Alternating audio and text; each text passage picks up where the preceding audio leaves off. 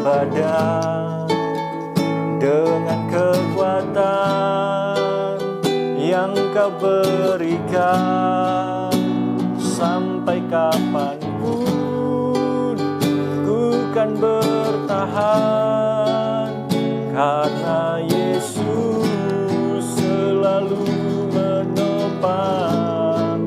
Oh, ku kan bertahan dalam tekanan dengan kekuatan yang Kau berikan, sampai kapanpun tak tergoyahkan, karena Yesus selalu menopang hidupku.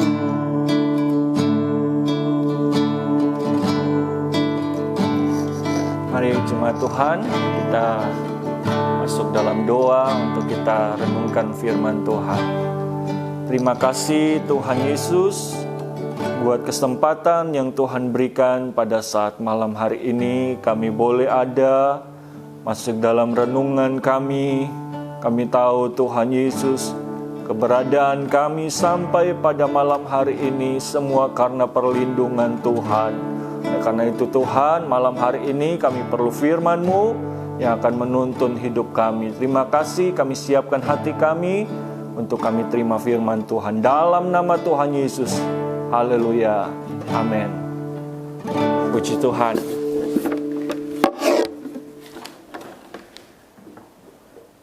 Salam sejahtera buat semua jemaat Tuhan. Selamat kita berjumpa lagi dalam renungan rohani Sosianim pada saat malam hari ini. Mari saya ajak kita membaca satu ayat firman Tuhan yang terdapat di dalam Injil Matius. Matius pasal yang ke-24. Kita baca Matius 24 ayat yang ke-13. Di situ firman Tuhan berkata, "Tetapi orang yang bertahan sampai pada kesudahannya akan selamat." Ya, sekali lagi saya baca, tetapi orang yang bertahan sampai pada kesudahannya akan selamat. Ya, puji Tuhan. Jemaat Tuhan, kalau kita baca dari judul dari ayat yang kita baca ini, ya di sini dikatakan permulaan penderitaan. Kalau hari-hari ini kita sama-sama sudah dijelaskan lewat kebenaran firman Tuhan, kita baru ada di permulaan penderitaan. Ya, saudara, hari-hari ini banyak orang yang sudah mengalami penderitaan, ya. Tetapi firman Tuhan mencatat ini baru permulaan. Masih ada banyak hal yang akan terjadi di hari-hari ke depan yang kita tidak pernah tahu. Tetapi pesan firman Tuhan pada ayat yang kita baca dikatakan, tetapi orang yang bertahan sampai pada kesudahannya akan selamat. Ya. Karena itu firman Tuhan, renungan pada saat malam hari ini saya beri judul tentang endure, daya tahan untuk saya dan saudara dapat bertahan menghadapi hari-hari kita ke depan yang kata firman Tuhan itu akan semakin sukar, semakin sulit untuk kita hadapi.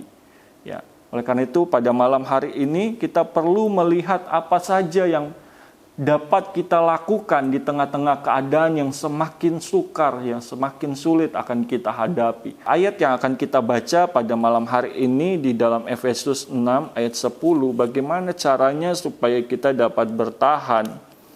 Ayat yang tentu tidak asing dalam kehidupan kita. Ayat ini berbunyi, Efesus 6 ayat 10, Akhirnya, hendaklah kamu kuat di dalam Tuhan, di dalam kekuatan kuasa-Nya.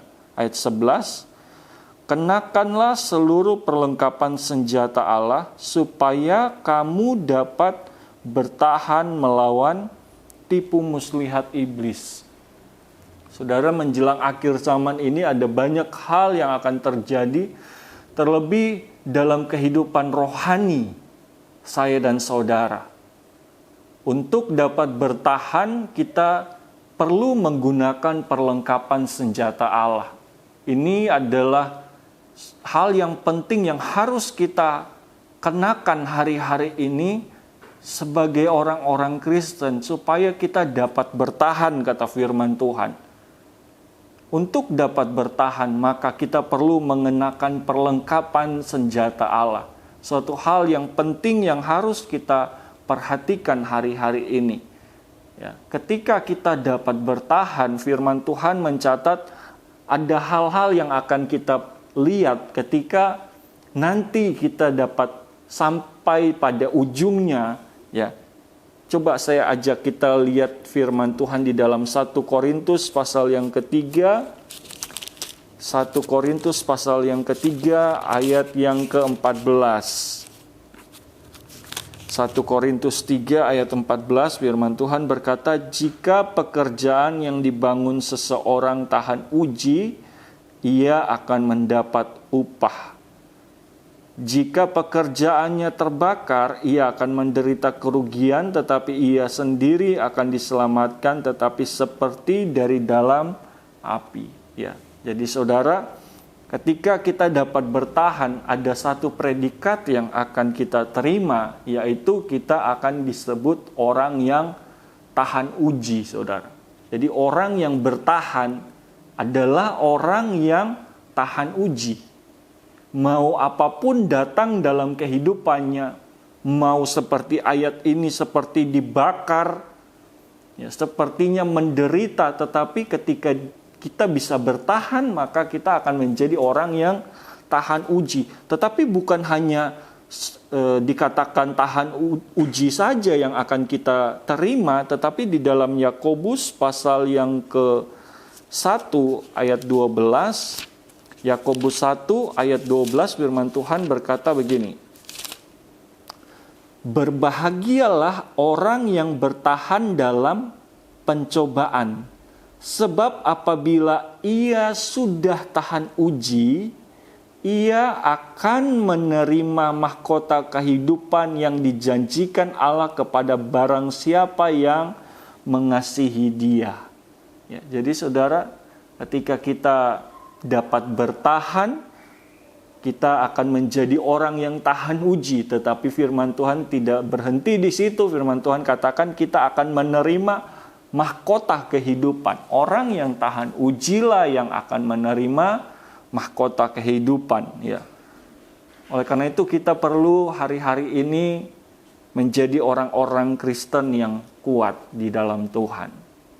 Ya. Orang-orang yang bertahan, saudara, akan melihat keselamatan yang dari Tuhan.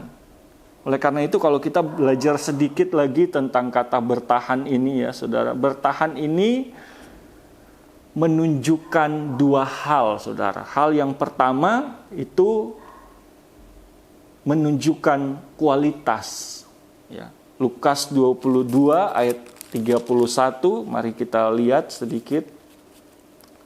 Lukas pasal 22 ayat 31 sampai ayat yang ke-32, firman Tuhan berkata begini, Simon, Simon, lihat iblis telah menuntut untuk menampi kamu seperti gandum. Tetapi aku telah berdoa untuk engkau supaya imanmu jangan gugur, dan engkau, jikalau engkau sudah insaf, kuatkanlah saudara-saudaramu. Jadi saudara, ketika kita sedang bertahan, saudara, kita sedang dilihat oleh Tuhan sampai di mana kualitas iman kita. Kalau iman kita kualitasnya hanya seperti sekam, saudara, yang ketika tertiup dengan angin, dia akan keluar dari alat tampian. Semua akan terlihat pada saat penampian. Oleh karena itu, orang yang dapat bertahan adalah orang yang memiliki kualitas terbaik, orang yang memiliki kualitas yang baik di hadapan Tuhan. Jangan sampai kita jadi orang Kristen yang mudah sekali keluar dari penampian. Baru tertiup angin sedikit saja, kita keluar dari penampian. Tetapi jadi orang Kristen yang bertahan, saudara, kuat di dalam Tuhan, ya. Oleh karena itu mari kita belajar supaya kita jadi orang yang tangguh. Ya, kita perlu jadi orang yang dapat bertahan. Satu ayat lagi di dalam Ibrani 10 ayat 32. Kita baca firman Tuhan, Ibrani 10 ayat 32 sampai ayat yang ke-39. Firman Tuhan berkata begini. Ingatlah akan masa yang lalu. Sesudah kamu menerima terang, kamu banyak menderita oleh karena kamu bertahan dalam perjuangan yang berat, saudara. Baik waktu kamu dijadikan tontonan oleh cercaan dan penderitaan, maupun waktu kamu mengambil bagian dalam penderitaan mereka yang diperlakukan sedemikian. Memang kamu telah turut mengambil bagian dalam penderitaan orang-orang hukuman, dan ketika harta kamu dirampas, kamu menerima hal itu dengan sukacita sebab kamu tahu bahwa kamu memiliki harta yang lebih baik dan yang lebih menetap sifatnya. Sebab itu, kata firman Tuhan, janganlah kamu melepaskan kepercayaanmu karena besar upaya yang menantinya, sebab kamu memerlukan ketekunan supaya sesudah kamu melakukan kehendak Allah, kamu memperoleh apa yang dijanjikan itu. Sebab sedikit, bahkan sangat sedikit waktu lagi dan Ia yang akan datang sudah akan ada tanpa menangguhkan kedatangannya. Tetapi orangku yang benar akan hidup oleh iman, dan apabila ia mengundurkan diri, maka aku tidak berkenan kepadanya. Tetapi kita bukanlah orang-orang yang mengundurkan diri dan binasa, tetapi orang-orang yang percaya dan yang beroleh hidup. Jadi saudara, Tuhan tidak berkenan pada orang-orang yang mengundurkan diri. Orang-orang yang hanya tertiup sedikit saja sudah keluar dari alat penampian. Oleh karena itu pesan firman Tuhan, mari kita punya daya tahan untuk kita dapat bertahan, endure, tetap bertahan sekalipun badai datang. Mari coba tetap bertahan, tetap ada di dalam perlindungan Tuhan. Karena kalau saya sedikit melihat dalam bahasa asli dari kata bertahan ini, ya, kata bertahan ini menggunakan bahasa hupomeno, ya saudara. Ketika ada kata ini, maka artinya dalam bahasa Indonesia itu adalah bertahan. Tetapi dalam kata ini ada beberapa kata yang perlu kita perhatikan, ya. Artinya yang pertama itu adalah bertahan, ya, bertekun. Lalu ada kata yang tidak kalah pentingnya, yaitu tekun, sabar, ya, dan tidak mudah menyerah, saudara. Ya, sabar menanggung apa yang sedang kita alami. Hari-hari ini kita perlu bertahan, ya, tekun, tetap ada di dalam Tuhan, karena ini yang akan membawa saya dan saudara masuk dalam keselamatan yang Tuhan berikan.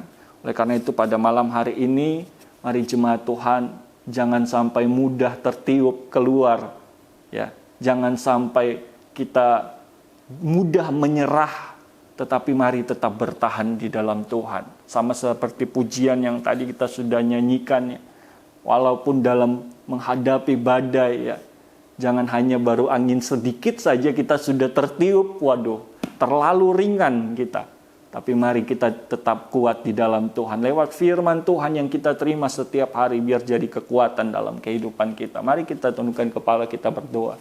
Terima kasih Tuhan, malam hari ini kami sudah terima firman. Biar firman yang kami terima ini terus menjadi kekuatan yang membuat kami mampu bertahan menghadapi hari-hari kehidupan kami yang semakin sukar. Terima kasih buat firman-Mu, kami sudah terima firman-Mu dan kami berdoa dengan penuh ucapan syukur dalam nama Tuhan Yesus Kristus. Haleluya, amin. Tuhan Yesus memberkati.